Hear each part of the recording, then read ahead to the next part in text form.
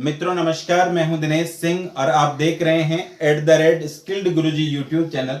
दोस्तों, इस चैनल को आप दिनेश सिंह ज्योग्राफी के नाम से भी सर्च कर सकते हैं।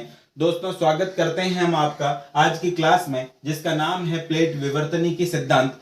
मित्रों, हम महाद्वीपीय विस्थापन सिद्धांत की बात कर चुके हैं, जिसमें वैगनर महोदय ने यह बताने की कोशिश की है कि कभी पृथ्वी एक थी और बाद में किसी कारण की वजह से वो एक जगह से दूसरी जगह विस्थापित हुई है, और इस विस्थापन के कुछ प्रमाण उन्होंने बताए थे।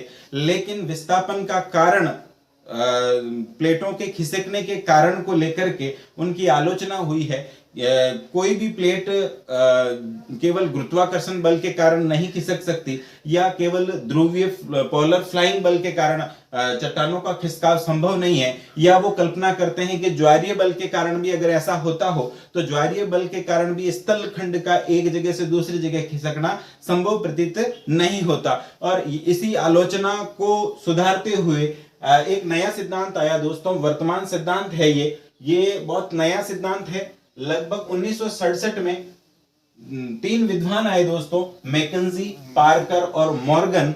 तीनों ने मिलकर के एक अवधारणा प्रस्तुत की दोस्तों, और उस अवधारणा को उन्होंने नाम दिया था प्लेट विवर्तनी की शब्द दिया था। प्लेट विवर्तनी की सिद्धांत इन्होंने दिया है दोस्तों, और इन्होंने एक ऐसी प्लेट की कल्पना की है कि एक धरातल का कोई एक ऐसा ढांचा, एक ऐसा टुकड़ा है दोस्तों, जिसको उन्होंने बोला था प्लेट विवर्तनी की। और प्लेट विवर्तनी की को इन्होंने लिथोस्फीयरिक प्लेट भी कहा है। मॉर्गन कल्पना करता है दोस्तों कि एक प्लेट की गहराई लगभग 33 किलोमीटर के आसपास होनी चाहिए, और बताते हैं कि स्थल मंडल की गहराई लगभग 100 किलोमीटर के आसपास उन्होंने कल्पना की है दोस्तों। लेकिन मॉर्गन इस बात को स्वीकार करते हैं कि प्लेटों की जो गहराई है वो अलग अलग जगहों पर अलग अलग है। महाद्वीपों के नीचे प्लेटों की गहराई अलग है दोस्तों, और महासागरों के नीचे प्लेटों की गहराई अलग है दोस्तों। बात कर लेते हैं कि महाद्वीपों के नीचे प्लेटों की गहराई की बात करें दोस्तों, तो महाद्वीपों के नीचे प्लेटें लगभग 50 से 60 किलोमीटर गहरी है, और इन चट्टानों या इन प्लेटों का घनत्व लगभग 2.67 के आसपास देखने को मिलता है दोस्तों। लेकिन अगर बात महासागरों की करें तो महासागरों में इन प्लेटों की गहराई 5 से 10 किलोमीटर के आसपास रहती है, और यहाँ का घनत्व जो है दोस्तों वो लगभग 2.95 के आसपास अपन को देखने को मिलता है दोस्तों। तो प्लेट विवर्तनी के सिद्धांत इन्होंने दिया। अब बात कर लेते हैं दोस्तों, सिद्धांत देने वाले मैकेंजी, पार्कर और मॉर्गन हैं दोस्तों, और लेकिन प्लेट शब्द का सबसे पहले इस्तेमाल, प्लेट शब्द को सबसे पहले प्रयोग में लाने वाले आदमी थे, जिनका नाम था दोस्तों टूजो विल्सन्स। टूजो विल्सन्स दोस्तों कनाडा के एक भूगर्भ शास्त्री है, जिन्होंने प्लेट को प्लेट कहा था। यानी प्लेट शब्द का सबसे पहले प्रयोग करने वाले व्यक्ति का नाम है टूजो विल्सन, जो कनाडा के भूगर्भ शास्त्री रहे हैं दोस्तों। लेकिन प्लेट विवर्तनी की शब्द देने वाले मॉर्गन हैं दोस्तों। मॉर्गन ने सबसे पहले प्लेट विवर्तनी की शब्द दिया था, और प्लेट विवर्तनी की शब्द देने के बाद जो सिद्धांत बना दोस्तों, और इस सिद्धांत के अनुसार जो है उन्होंने कल्पना की कि पूरा जो स्थल मंडल है अपना, उसमें मुख्य रूप से 7 प्लेटों की कल्पना करते हैं। 7 इसलिए दोस्तों क्योंकि उत्तरी अमेरिका और दक्षिणी अमेरिका को कुछ विद्वान एक ही मान लेते हैं और कुछ विद्वान अलग अलग मानते हैं। तो मुख्य रूप से 6 प्लेटों का जिक्र भी मिलता है और 7 का भी मिलता है। लेकिन इन्होंने, मॉर्गन ने मुख्य रूप से 6 मुख्य प्लेटें बताई और 20 छोटी प्लेटों की कल्पना उन्होंने की है दोस्तों। अब मॉर्गन के आधार पर प्लेटों का विवरण अपन देखें दोस्तों, तो मुख्य प्लेटों में उन्होंने गिनाया कि पहली प्लेट अटलांटिक प्लेट, दूसरी प्लेट अमेरिकन प्लेट, तीसरी प्लेट दक्षिणी अमेरिकन प्लेट, चौथी प्लेट प्रशांत महासागरीय प्लेट, पांचवी प्लेट उन्होंने गिनाई इंडो ऑस्ट्रेलियन और न्यूजीलैंड प्लेट, छठी प्लेट अफ्रीकन प्लेट बताई उन्होंने, और सातवीं प्लेट उन्होंने बताई दोस्तों यूरेशियन प्लेट। इस प्रकार से उन्होंने मुख्य प्लेटों में 7 प्लेटों का जिक्र किया है, जिसमें उत्तरी अमेरिकन, दक्षिणी अमेरिकन, प्रशांत महासागरीय, Indo Australian plate, African plate और यूरेशियन प्लेट की उन्होंने कल्पना की है दोस्तों। उसी प्रकार उन्होंने लगभग 20 छोटी प्लेटों के बारे में बताया है दोस्तों। उसमें से कुछ महत्वपूर्ण प्लेटें हैं, छोटी प्लेटों में कुछ महत्वपूर्ण प्लेटें हैं जो अक्सर एग्जाम्स में आप लोग देख सकते हैं। जितने भी कंपटीशन एग्जाम है, चाहे वो फर्स्ट ग्रेड हो या सेकंड ग्रेड हो दोस्तों, या असिस्टेंट प्रोफेसर कॉलेज लेक्चरर वाला एग्जाम हो दोस्तों, इस टॉपिक से सवाल जरूर बनता है। और अक्सर फर्स्ट ग्रेड में अक्सर देखा गया है दोस्तों, इन छोटी प्लेटों से कोई ना कोई सवाल आपको देखने को मिलता है, तो ध्यान से देखते हैं दोस्तों इन प्लेटों को। सबसे पहले छोटी प्लेट में बात करते हैं कॉकस प्लेट का। ये कॉकस प्लेट की स्थिति देखते हैं दोस्तों, तो ये मध्य अमेरिका और प्रशांत महासागर के बीचों बीच पड़ती है। एक छोटी प्लेट है दोस्तों कॉकस मध्य अमेरिका और प्रशांत महासागर के बीच में पड़ती है। दूसरी प्लेट, छोटी प्लेटों में दूसरी की बात करते हैं दोस्तों नजका प्लेट। नजका प्लेट दोस्तों दक्षिणी अमेरिका और प्रशांत महासागर के बीच में पड़ती है। तीसरी प्लेट की बात करें दोस्तों तो अरेबियन प्लेट लगभग संपूर्ण अरब प्रायद्वीप जो फैला हुआ है दोस्तों वो पूरी की पूरी एक प्लेट के रूप में संज्ञा देते हैं दोस्तों। तो अरब प्रायद्वीप के आसपास वाली जो प्लेट बनी है दोस्तों उसको उन्होंने अरेबियन प्लेट के नाम से जाना है दोस्तों। चौथी प्लेट इन्होंने गिनाई है दोस्तों फिलिपीनियन प्लेट, जिसमें ये प्लेट जो है फिलीपींस और एशिया और प्रशांत महासागर के बीच में है दोस्तों। अब बात करते हैं दोस्तों कैरोलिन प्लेट की। ये पापुआ न्यूगिनी के उत्तर में फिलीपीन प्लेट जो एशिया और प्रशांत महासागर के आसपास है दोस्तों। अब कैरोलिन प्लेट की बात करें तो ये न्यूगिनी के उत्तर में फिलीपीनियन और इंडियन प्लेट के बीच में है। नेक्स्ट प्लेट की बात करें फ्यूजी प्लेट जो ऑस्ट्रेलिया के उत्तर पूर्व में स्थित है दोस्तों। तो इस प्रकार से उन्होंने 5-6 प्लेटें जो बहुत महत्वपूर्ण प्लेटों का जिक्र किया, जिसमें वो नाम लेते हैं Cocos plate, Nazca plate, Philippinian plate, Caroline plate, Arabian plate और फ्यूजी प्लेट की बात करते हैं। ये छोटी प्लेटों में कुछ महत्वपूर्ण प्लेटों के बारे में हम लोग बात कर सकते हैं दोस्तों। अब बात करते हैं दोस्तों, इन्होंने प्लेट विवर्तनी के सिद्धांत दिया और उन्होंने ये तय कर दिया कि बड़ी प्लेटें 6 प्लेटें मुख्य हैं, बड़ी प्लेटें हैं और बाकी असंख्य प्लेटें हैं, लेकिन छोटी प्लेटों की संख्या उन्होंने 20 तय की थी। उसमें से कुछ महत्वपूर्ण प्लेटों के बारे में हम लोग आपको बता चुके हैं दोस्तों।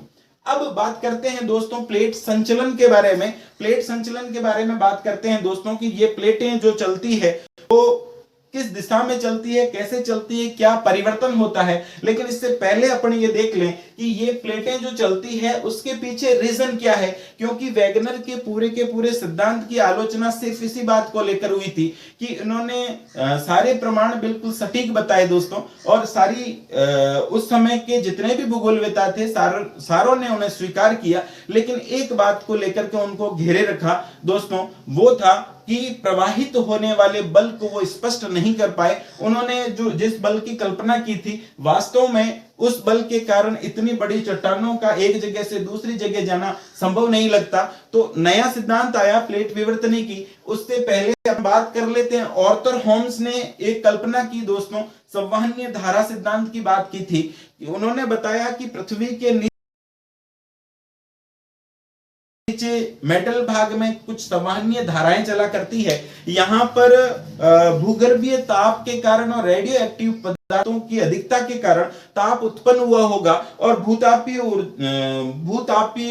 ताप के आधार पर चट्टानें गर्म हो गई होगी और गर्म होते ही चट्टानों के ऊपर आने की प्रवृत्ति रहती है दोस्तों, और चट्टानें ऊपर आई होगी, जैसे ऊपर आकर के वापस ठंडी हो गई होगी और ठंडी होकर के वापस नीचे बैठ रही होगी, और नीचे जैसे ही वो नीचे क्षेत्रों में जाएगी तो वो वापस गर्म हो गई होगी और गर्म होकर के वापस ऊपर उठ गई होगी। तो वो कल्पना करते हैं कि पृथ्वी के नीचे मेटल भाग में रेडियो एक्टिव पदार्थ ज्यादा है और रेडियो एक्टिव पदार्थ और अपशिष्ट ताप के कारण जो है संवहनीय धारा चलती होगी, और संवहनीय धाराएं पूरे की पूरी पृथ्वी में चल रही है। और इन्हीं संवहनीय धाराओं के कारण जब ये धाराएं एक दूसरे के आमने सामने चलती है तो प्लेटें एक दूसरे के नजदीक आती है, लेकिन जब ये धाराएं एक दूसरे के विपरीत दिशा में है, यानी एक धारा इधर की ओर चल रही है और दूसरी धारा इधर की ओर चल रही है, तो दोनों प्लेटें एक दूसरे से दूर जा रही है। ऐसा आर्थर होम्स ने बता दिया था। तो प्लेटों के चलने के पीछे कारण जो है रेडियो एक्टिव तत्व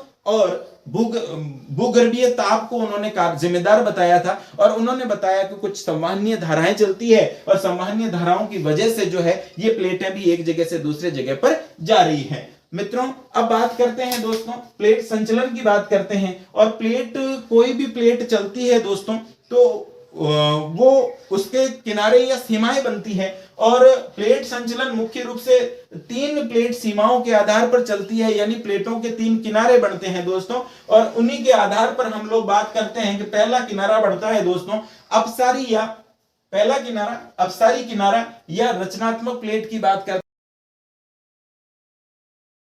हैं दोस्तों। इसमें प्लेट क्या करती है दोस्तों, एक दूसरे से विपरीत दिशा में संचलित करती है दोस्तों। एक प्लेट, मान लीजिए ये दो प्लेटें हैं, मान लीजिए ये दो प्लेटें हैं दोस्तों, ये दो प्लेटें हैं, एक प्लेट ये है दोस्तों, दूसरी प्लेट ये है। एक प्लेट इधर की ओर संचलन करती है, दूसरी प्लेट इधर की ओर संचलन करती है। तो जब ये दो प्लेटें एक दूसरे से दूर जाती है, संचलन करती है दोस्तों, तो बीच का जो धरातल है वो खाली हो जाता है और वो क्षेत्र जो है दुर्बल हो जाता है। और यहां से जो पृथ्वी के नीचे जो मैग्मा है वो उसको ऊपर आने की जगह मिलती है दोस्तों। और ऊपर आने की जगह मिलने के कारण नीचे का मैग्मा जब ऊपर आता है और ऊपर आकर के धरातल पर फैल जाता है और फैल करके किसी न किसी स्थलाकृति का निर्माण करता है, चाहे वो पर्वत बने या पठार बने या मैदान बने। तो इन जो अपसारी प्लेट्स है, जो दो प्लेटें एक दूसरे से दूर जा रही है, जिसके कारण नीचे का ज्वालामुखी बाहर आ रहा है और ज्वालामुखी के बाहर आने के कारण जो नीचे का मैग्मा है ये ऊपर आकर के जमाव करता है और जमाव के कारण नई स्थलाकृतियों का निर्माण होता है दोस्तों। इसीलिए अपसारी प्लेट्स को, इसके किनारों को रचनात्मक किनारों के नाम से भी जाना जाता है, क्योंकि ये कोई न कोई नई रचना कर देते हैं। तो नई रचना करने के कारण इनको रचनात्मक प्लेट के नाम से भी जाना जाता है दोस्तों। इनके जो किनारे हैं उन्हें प्रसारी किनारा कहते हैं और प्रसारी किनारे से ज्वालामुखी बाहर की ओर आते हैं। यानी इन दोनों के बीच में जो ये, जब चट्टानें विपरीत दिशा में संचलन करती है तो बीच का धरातल कमजोर होगा और कमजोर होगा तो यहां पर किन्हीं की चीजों का निर्माण होगा। तो ये किनारा प्रसारी किनारे के नाम से जाना जाता है दोस्तों। और ये इसका सबसे अच्छा उदाहरण अगर अपन देखने को जाएं तो दोस्तों मध्य अटलांटिक तट आज भी इस प्रकार की चट्टानों से बना हुआ है, जहां पर अपसारी किनारा बनता है और चट्टानें एक दूसरे से विपरीत दिशा में जा रही है, नीचे का मैग्मा ऊपर आ रहा है और नए धरातल का निर्माण हो रहा है। इसीलिए इसका सबसे अच्छा उदाहरण अगर देखने जाएं तो यहां मध्य अटलांटिक तट में ऐसा देखा जा सकता है। तो अपसारी या रचनात्मक प्लेट की हम बात कर चुके हैं दोस्तों। अब बात करते हैं दोस्तों अभिसारी प्लेट किनारा। दूसरी प्लेट किनारा होता है दोस्तों अभिसारी प्लेट किनारा। ऐसी प्लेट्स जो एक दूसरे के करीब आती हो, एक आमने सामने संचलन करे और एक दूसरे के करीब आए, तो ऐसी प्लेटों को अभिसारी, अभी का मतलब पास आना, तो एक दूसरे के आमने सामने चलेगी, एक दूसरे के पास आएगी और पास आकर के भारी और हल्की प्लेट, जो भारी प्लेट होगी वो हल्की प्लेट के नीचे प्रविष्ट हो जाएगी। तो यहां पर जिस जगह भारी प्लेट हल्की प्लेट के नीचे प्रविष्ट होगी, नीचे की ओर जाएगी दोस्तों, ये वाला जो किनारा बनेगा दोस्तों, उस किनारे को हम लोग कहते हैं प्रविष्टन किनारा। और प्रविष्टन किनारे पर जाकर के ये चट्टान जो है वो बेनियोम क्षेत्र में जाएगी, जहां पर चट्टानें पिघल जाती है दोस्तों। और ये प्रविष्टन किनारे में प्रवेश करने के बाद यहां पर कोई भी भूखंड जो है वो ठोस अवस्था में नहीं रह करके चट्टानें पिघल जाती है दोस्तों। तो यहां पर जो है चट्टानों का ह्रास होता है, चट्टानें खत्म हो जाती है, प्लेट्स का विनाश होता है। इसीलिए इसे विनाशात्मक प्लेट भी कहते हैं दोस्तों, अभिसारी प्लेट या विनाशात्मक प्लेट भी कहते हैं, क्योंकि यहां पर प्लेटों का विनाश होता है। अपसारी प्लेट्स में हम लोगों ने देखा था कि दो प्लेटें जब एक दूसरे से विपरीत दिशा में गई थी तो बीच का धरातल कमजोर हो गया था, और कमजोर हो गया था तो नीचे के मैग्मा को ऊपर आने का बहाना मिला और वो एक नई पर्वत पठार और मैदान, कोई ना कोई स्थलाकृति की रचना करते हैं। इसलिए हम लोगों ने इस प्लेट को रचनात्मक कहा था। लेकिन अभिसारी प्लेट में क्योंकि प्लेटें आमने सामने संचलन करती है और जो भारी प्लेट होगी वो कमजोर प्लेट के नीचे की ओर धंस जाएगी, तो नीचे की ओर धंसने के कारण जिस जगह से प्लेट नीचे गई है दोस्तों, ये किनारा प्रविष्टन किनारा कहलाता है। और प्रविष्टन किनारे से जाकर के चट्टानें क्योंकि यहां पर नष्ट हो जाती है और नष्ट होने के कारण इस प्लेट किनारों को विनाशात्मक प्लेट भी कहते हैं दोस्तों।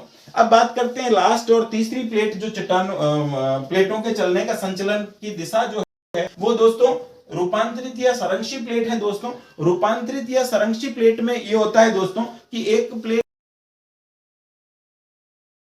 इधर संचलन करती है, दूसरी प्लेट इधर संचलन करती है, लेकिन दोनों ही प्लेट एक दूसरे के आमने सामने संचलन करने लग जाती है और आमने सामने संचलन करने के कारण जगह जगह पर ये आपस में टकराती रहती है दोस्तों। इस वजह से हल्के भूकंप देखने को मिलते हैं। तो जितने भी दुनिया में भूकंपीय क्षेत्र हैं दोस्तों, वहां पर रूपांतरित या संरक्षित प्लेट किनारा है, और संरक्षित प्लेट किनारा होने की वजह से प्लेटें आमने सामने आसपास संचलन करती है, और आसपास संचलन करने के कारण ये प्लेटें जब कभी भी आपस में टकराती होगी तो ऊपर जो है वो भूकंप अनुभव होता है दोस्तों। इस प्लेट किनारे का सबसे बढ़िया उदाहरण अगर हम देखने जाएं तो सैन एंड्रियास ब्रंस इसका सबसे अच्छा उदाहरण है, क्योंकि यहां पर जो किनारा है, ये जो भूकंप आते हैं सैन एंड्रियास ब्रंस में, जितने भी भूकंप आते हैं दोस्तों, उस भूकंप का कारण जो है वहां पर संरक्षित किनारा होना है, रूपांतरित प्लेट है, और संरक्षित किनारे के कारण यहां पर ये भूकंप आते हैं। मित्रों, ये प्लेट विवर्तनी की है, प्लेट विवर्तनी के सिद्धांत की हमने चर्चा की है दोस्तों। ये वीडियो आपको कैसा लगा कमेंट बॉक्स में कमेंट करें और बताएं हमें कि ये वीडियो आपको कैसा लगा। दोस्तों, हमारे वीडियो को शेयर करें, सब्सक्राइब करें और बेल आइकन को जरूर दबा दें, ताकि हमारे द्वारा बनाए गए वीडियोस के जो नोटिफिकेशन हैं वो आप तक सबसे पहले पहुंच सकें। धन्यवाद, थैंक यू।